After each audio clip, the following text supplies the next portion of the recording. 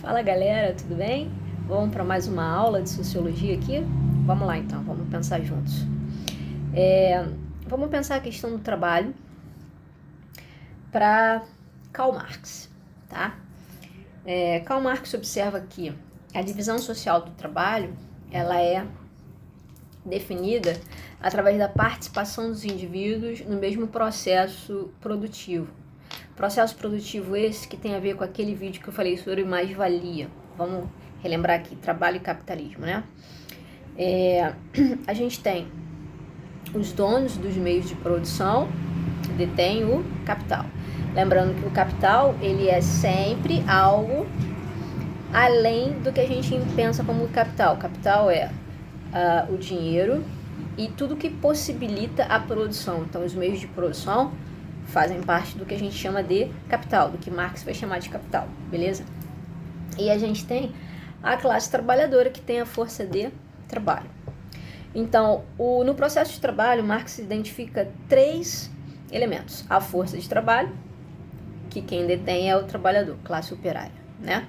O objeto do trabalho, que vai ser modificado pela atividade humana, certo?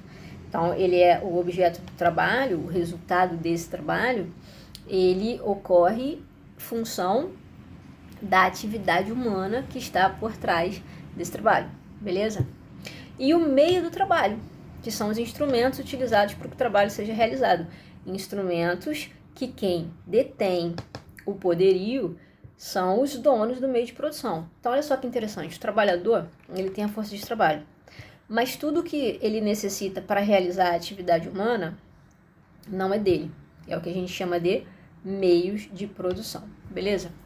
O que acontece? Nas sociedades capitalistas, o trabalho ele é empregado para produzir um objeto com valor de troca.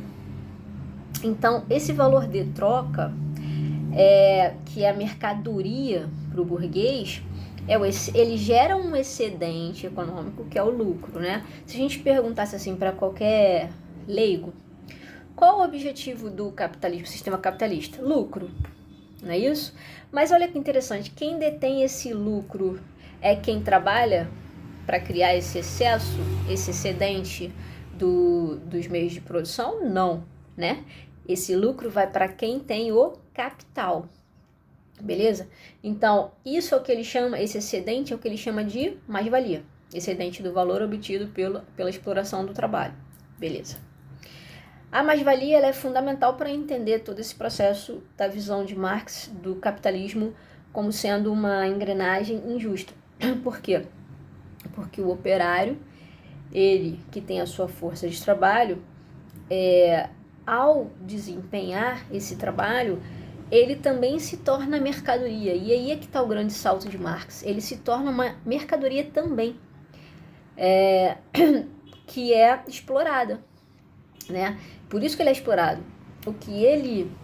Não só o que ele gera com o trabalho em si, mas ele mesmo em si se torna uma mercadoria no sistema capitalista, tá?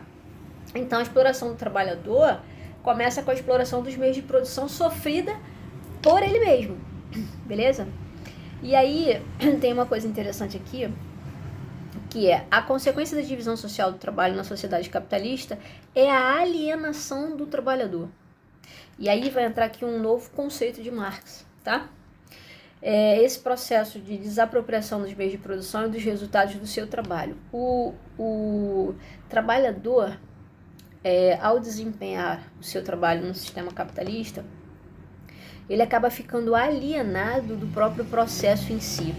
E aí é interessante porque eu vou fazer uns videozinhos sobre sistemas de trabalho, Fordismo, Taylorismo, e isso vai ficar bem evidenciado, tá? O que acontece? Ao trocar o seu trabalho por um salário, né? E ao ser colocado numa situação de especialização, né? O trabalhador faz apenas uma parte do processo inteiro, ele não detém o processo inteiro. Ele não conhece o processo inteiro, ele conhece uma parte e essa parte é explorada de uma forma tal em que ele se aliena do todo, tá? Então, essa alienação e essa visão de Marx sobre o trabalho no sistema capitalista é muito interessante da gente sempre ter em mente quando a gente estiver lendo qualquer autor que tenha se fundamentado no pensamento marxista, porque por trás disso, por trás do que o autor está falando, tem essa ideia da exploração do trabalho e da alienação do trabalhador, que também é uma forma de tornar essa sociedade mais desigual. E essa alienação se dá também fruto do fato de que o trabalhador necessita do trabalho, ele não tem tempo para ficar pensando sobre como que o sistema funciona. Ele troca esse trabalho num sistema desigual porque ele não tem alternativa, tá? E aí, é muito interessante observar isso porque toda a linha de raciocínio marxista está pautada nesse entendimento, tá? De o trabalhador se torna uma mercadoria e o processo, da maneira como ele é desenhado, essa obtenção de lucro que se dá através do excedente de produção, que quem é que viabiliza esse excedente de produção? O trabalhador. Esse excedente de produção gera lucro e não gera melhoria das condições de trabalho desse trabalhador, não gera melhoria do reconhecimento econômico e além do econômico, né, o financeiro e econômico, e além disso, desse próprio trabalhador, tá bom? Então, esse trabalhador também tem, na lógica do capital, ele também é uma mercadoria, beleza? Eu vou fazer outros videozinhos falando sobre a visão de trabalho para Weber e a visão de trabalho para Durkheim, tá bom? E aí depois a gente vai fazer uma brincadeira aqui de compreender a diferença dos pensamentos, certo? Então, por agora é só. Até o próximo vídeo.